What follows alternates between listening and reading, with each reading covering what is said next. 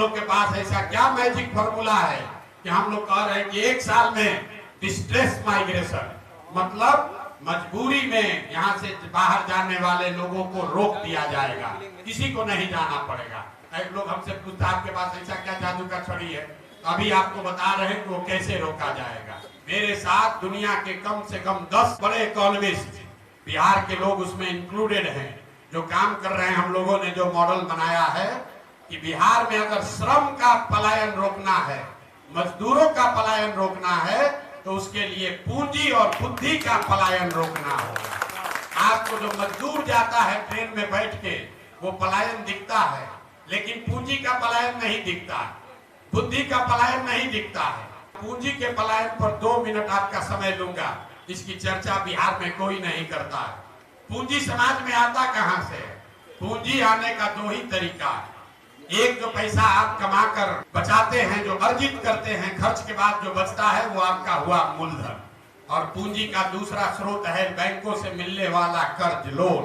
तो ज्यादातर लोग कुछ हिस्सा अपना पैसा, अपना बचत का लगाते हैं और 2/3 या 60%, 70% पैसा लोन से लेते हैं, बिजनेस धंधा करने के लिए, गाड़ी खरीदने के लिए, घर बनाने के लिए। पूंजी की इतनी ताकत है और बिहार में पूंजी है ही नहीं।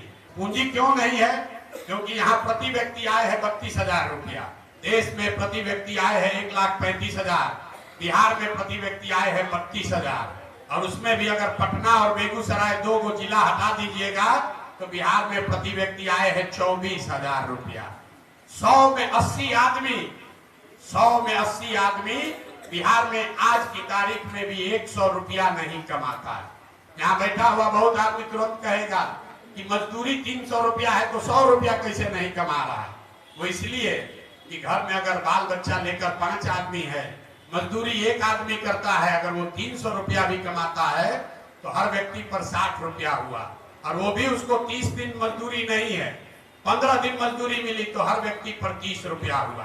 तो ये आंकड़ा याद रखिए, 100 में 80 आदमी दिन में 100 रुपया नहीं कमा रहा है, तो खाने पीने के बाद उसके पास पैसा बचना ही नहीं है।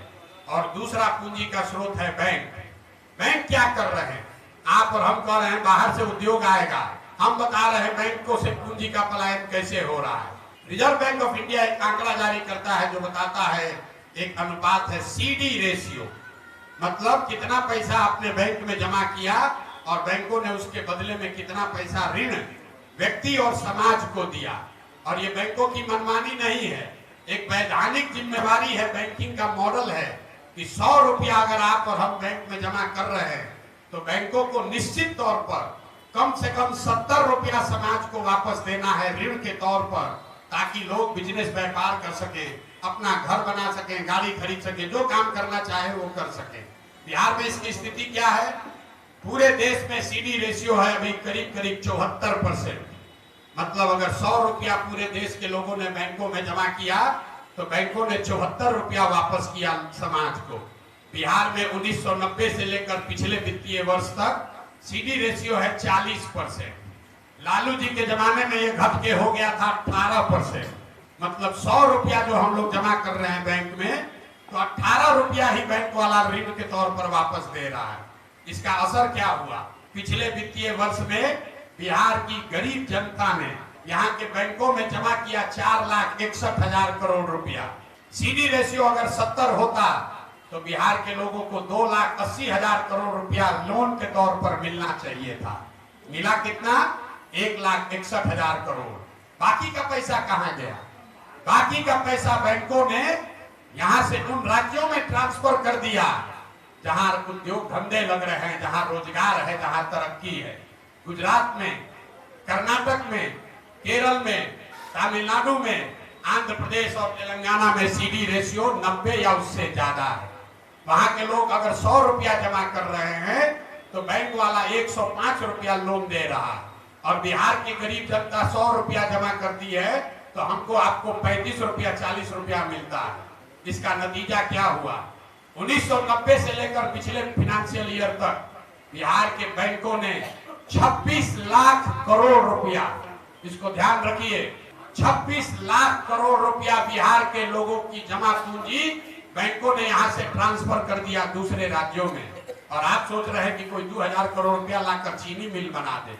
अरे अपना घर लूट गया। 26 लाख करोड़ रुपया बैंकों ने बिहार के लोगों का दूसरे राज्य में दे दिया, और आप और हम सोच रहे हैं कि 2000 करोड़ रुपया कोई बाहर से लेकर आए। अब आप कहिएगा भैया सरकार में कोई इसका बात क्यों नहीं कर रहा है? बिल्कुल इसका बात होना चाहिए। आपकी जानकारी के लिए बता दें कि सीडी रेशियो को देखने के लिए मुख्यमंत्री की अध्यक्षता में कमेटी है, जिसको हर महीने बैठना है, जिसको ये सुनिश्चित करना है कि बैंक ये पैसा लोगों को दे। लेकिन जैसे डॉक्टर इंजीनियर मुख्यमंत्री का बात नहीं सुन रहा है, जैसे पुलिस और शिक्षक बात नहीं सुन रहे हैं, जैसे सीओ वीडियो बात नहीं सुन रहा है, वैसे बिहार में बैंक वाले भी मुख्यमंत्री का, सरकार का बात नहीं सुन रहे हैं। इसीलिए ये दुर्दशा है। तो जन सुराज का जो प्रयास है कि अगर 70% भी सीडी रेशियो बिहार में कर दिया जाए तो हर साल करीब करीब 2.5 लाख करोड़ रुपया एडिशनल यहाँ इन्वेस्ट होने लगेगा। आप बड़ा घर बना सकेंगे, ज्यादा बड़ी गाड़ी खरीद सकेंगे, ज्यादा लोग मोटरसाइकिल खरीद पाएगा, ज्यादा लोग रोजी रोजगार कर पाएगा। जब लोग रोजी रोजगार करेंगे तो स्वाभाविक है यहाँ पर और एम्प्लॉयमेंट जनरेट होगा, उससे यहाँ से पलायन रुकेगा। और अगर पूंजी का पलायन रुका तो उससे बुद्धि का भी पलायन रुकेगा। जो पढ़ लिख कर लोग बाहर जा रहे हैं वो लोग यहाँ वापस आएंगे, और जब बुद्धि और पूंजी दोनों का पलायन रुकेगा तो श्रम का पलायन अपने आप रुक जाएगा। जो फाइनेंशियल मॉडलिंग की गई है, कि अगर 6 महीना में सीडी रेशियो को सुधार दिया जाए तो डिस्ट्रेस माइग्रेशन को इमीडिएटली रोका जा सकता है। तो ये जन सुराज का मंत्र है कि पूंजी के पलायन को रोककर बुद्धि का पलायन रोका जाए, और दोनों के पलायन को रोक के श्रम का पलायन रोका जाए।